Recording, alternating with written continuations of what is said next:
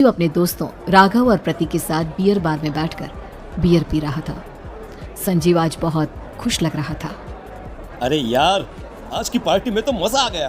तुम दोनों दोस्तों के साथ तो मेरी जिंदगी इतनी अच्छी है कि क्या बताओ कितनी अच्छी है। अरे भाई, अब दोस्ती की है तो जीना मरना सब साथ में। हाँ अरे हाँ, क्यों नहीं। वेटर, जल्दी से 2 बियर की बोतल लेकर आओ। आज मेरे दोस्तों को जश्न मनाना है, क्यों? इतने में वहां पर एक बहुत सुंदर लड़की छोटे छोटे कपड़े पहनकर हाथ में बियर की बोतल लेकर उसके पास आती है। ये लीजिए, आपने बियर ऑर्डर की थी ना, मैं लेकर आ गई। क्या बात है यार, इस बार की वेटर तो बड़ी सुंदर है। अब बियर लेकर आई हो तो अपने हाथों से ही पिला दो ना। हाँ हाँ, क्यों नहीं, जैसा आप बोलोगे मैं वैसा ही करूँगी। क्या बात है यार, अब तो लगता है रोज यहीं आना पड़ेगा। उसके बाद वो लड़की उन तीनों को बियर सर्व कर देती है। पार्टी करने के बाद वो तीनों अपने अपने घर जाते हैं। प्रतीक, संजीव और राघव को उनके घर छोड़कर जैसे ही अकेला अपनी कार में आकर बैठता है तो अचानक उसे एहसास होता है जैसे उसकी कार की पीछे वाली सीट पर कोई बैठा हुआ है। वो तुरंत पीछे मुड़कर देखता है। तुम यहाँ क्या कर रही हो? और तुम मेरी कार में कब आई? अरे तुम तो बार में वेटर थी ना। बस ऐसे ही मेरा दिल कर रहा था आपके साथ आपके घर चलने का, इसलिए मैं आपके साथ चली आई। अरे लेकिन तुम मेरी कार में आई कब? अभी कुछ देर पहले तो यहाँ पर मेरे दोस्त बैठे हुए थे। प्रतीक के इतना बोलते ही उस लड़के का चेहरा खतरनाक तरीके से बदल जाता है। उसकी आंखें पत्थर की तरह सफेद और पूरे शरीर पर नीली नीली नसें उभर आती है। गाड़ी चलाओ, पूरी स्पीड में चलाओ, और अगर तुमने गाड़ी रोकने की कोशिश भी की तो मुझसे बुरा कोई नहीं होगा। चलते चलते वो शहर से दूर एक पहाड़ी पर पहुंच जाता है और सामने अब सिर्फ पहाड़ी का किनारा दिख रहा है, जिसे देख प्रतीक घबराकर अचानक से कार को ब्रेक लगाता है। देखो देखो देखो देखो, मुझे छोड़ दो मुझे। अगर मैंने गाड़ी जरा सी भी आगे बढ़ाई तो हम दोनों नीचे गिरकर मर जाएंगे। ये तो तुम्हें पहले सोचना चाहिए था ना। अब कुछ नहीं हो सकता।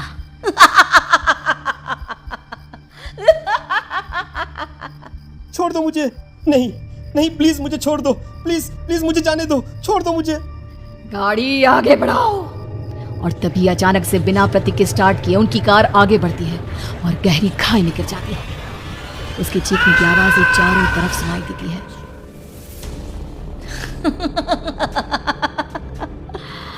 तुझे मारकर मेरे कलेजे में जल रही आग को थोड़ी शांति तो मिल गई, लेकिन अभी ये कहानी खत्म नहीं हुई।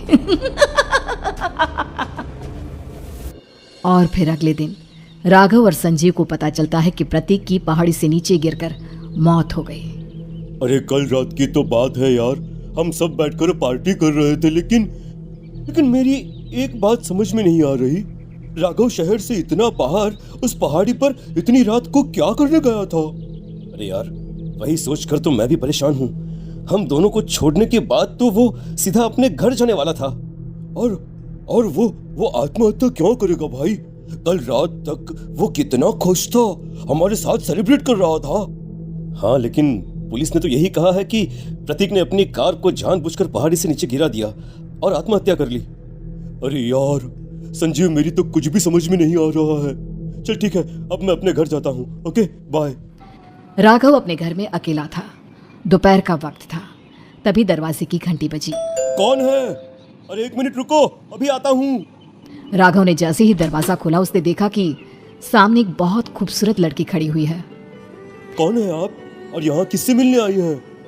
देखिए ना, बाहर बारिश शुरू हो गई थी, मेरी गाड़ी खराब हो गई है।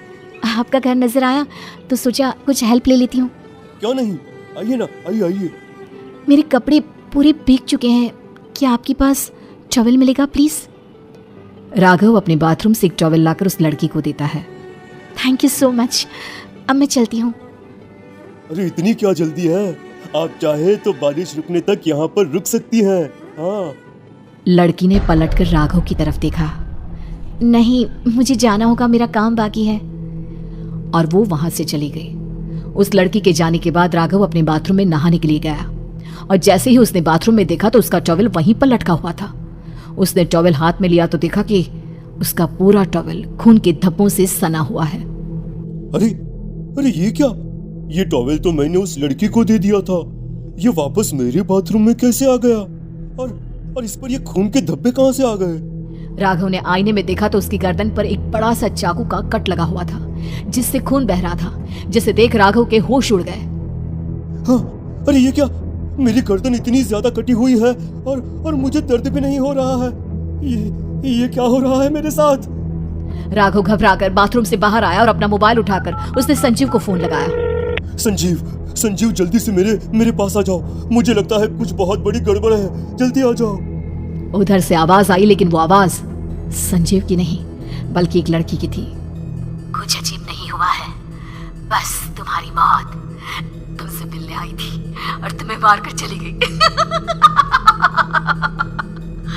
अब तुम इस दुनिया का हिस्सा नहीं हो राघव, इसलिए तुम्हें अपनी गर्दन के कटने का दर्द भी महसूस नहीं हो रहा। नहीं, ऐसा नहीं हो सकता, ऐसा नहीं हो सकता। कौन हो तुम?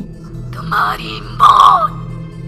अब संजीव के पास खबर पहुंचती है कि राघव ने अपने ही घर में चाकू से गर्दन काटकर आत्महत्या कर ली। ये सुनने के बाद संजीव के होश उड़ गए। वो पसीने से तरबतर हो गया और एक अनजाना डर अब उसके दिल को सताने लगा। संजीव के साथ ही उसका एक छोटा भाई राजीव भी रहा करता था। अपने भाई को इस तरह परेशान देखकर राजीव उसके पास आया। अरे भैया, क्या हुआ भैया? आप इतने घबराए हुए क्यों लग रहे हैं? प्रतीक और राघव की मौत, मेरा मतलब मेरी कुछ समझ में नहीं आ रहा भाई। अचानक से मेरे दोनों दोस्तों ने आत्महत्या क्यों कर ली? अरे वो तो मेरी भी समझ में नहीं आ रहा है भैया। हाँ, हो सकता है कि कोई परेशानी होगी और इसीलिए उन्होंने ऐसा किया होगा। हाँ, लेकिन दोनों की जिंदगी में एक साथ परेशानी और दोनों का इतनी खतरनाक तरीके से आत्महत्या करना, कहीं ऐसा तो नहीं मैं भी मर जाऊंगा? अरे आप ऐसी बातें क्यों कर रहे हैं भैया? वैसे ही मैं इतना परेशान हूँ। जब से अंजलि ने मेरा साथ छोड़ा है तब से सब कुछ बहुत अजीब सा हो गया है। रोज रात को डरावने सपने आते हैं। ऐसा लगता है जैसे अंजलि बार बार मेरे सपनों में आकर मुझे डराने की कोशिश करती है। अंजलि का नाम सुनते ही संजीव की आंखें फट गई और उसके गले में आवाज अटक गई। उसके चेहरे पर घबराहट साफ नजर आ रही थी। कौन थी वो लड़की जिसने प्रतीक और राघव को आत्महत्या की आड़ में मौत के घाट उतार दिया? और कौन थी अंजलि जो बार बार राजीव के सपनों में आकर उसे डरा रही थी? अंजलि का नाम सुनकर संजीव इतना घबरा क्यों गया?